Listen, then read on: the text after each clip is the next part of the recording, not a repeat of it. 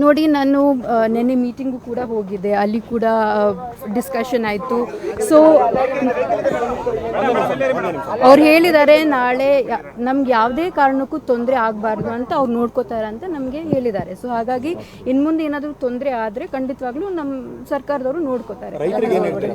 ನಾನು ಹೇಳಿದ್ನಲ್ಲ, ಅದೇ ಅಕಸ್ಮಾತ್ ನೋಡಿ ಅವ್ರಿಗೆ ನಾಳೆ ನೀರು ಬರೋ ಹಾಗೆ ನೋಡ್ಕೋತಾರೆ.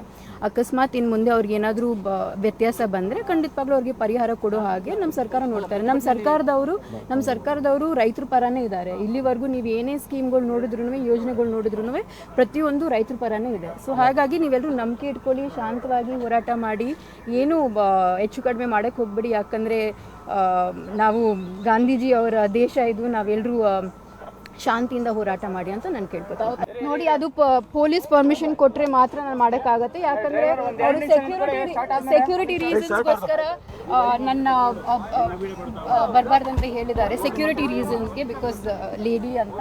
ಸೊ ಹಾಗಾಗಿ ನೋಡಬೇಕಾಗತ್ತೆ.